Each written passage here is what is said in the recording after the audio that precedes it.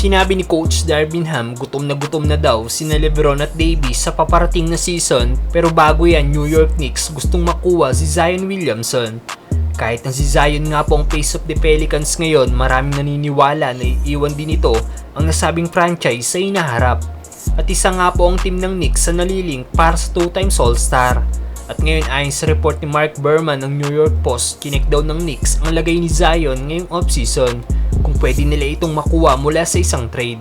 Pero wala nga pong plano ang NOP na bitawan ng former number 1 pick. Kahit na malaking risk ang pagstay ng Pelicans kay Zion dahil sa durability nito, kung saan nag-average lang ito ng 28.5 per games mula nang pumasok ito sa NBA, walang duda nga po na isang superstar level si Zion kapag ito ay healthy. Kaya willing mag-risk ang Knicks sa talent na meron si Zion. May average nga pong 25.8 points, 7 rebounds sa 3.6 assists per game, shooting 60% sa field si Zion. Makikita na lang natin ngayong season kung mapapatunayan ni Zion na tama lang ang ginawang pagtitiwala sa kanya ng New Orleans Pelicans. Samantalang Coach Darvin Ham nagbanta sa mga NBA team, sinabing gutom na daw sina LeBron at Davis. Bukas na nga po magaganap ang first preseason game ng Lakers kung saan makikita na natin maglaro ang karamihan sa player ng team.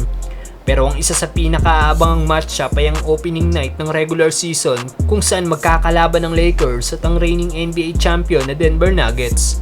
May pagbabanta na nga pong Lakers coach para sa mga NBA team dahil lang matanong si Coach Ham regards sa nakita nitong pagbabago kay Davis ngayon.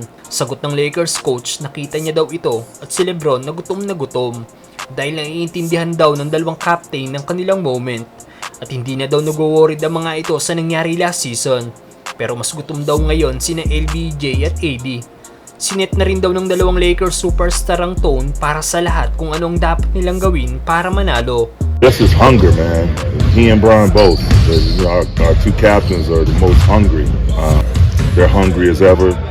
They set a great tone. Everybody being serious about. Well, magiging kaabang-abang ang season na ito para kina LeBron at Davis.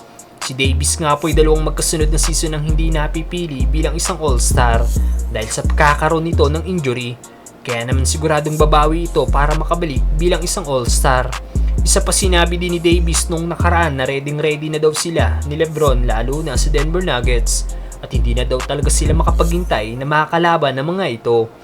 Like, all right, we get it, y'all won, but, I think, me and Brian had some conversations like, we can't wait, Para naman kay LeBron, papasok na nga po ito sa kanyang ika-21st season at siya na nga po ngayon ang oldest player sa NBA.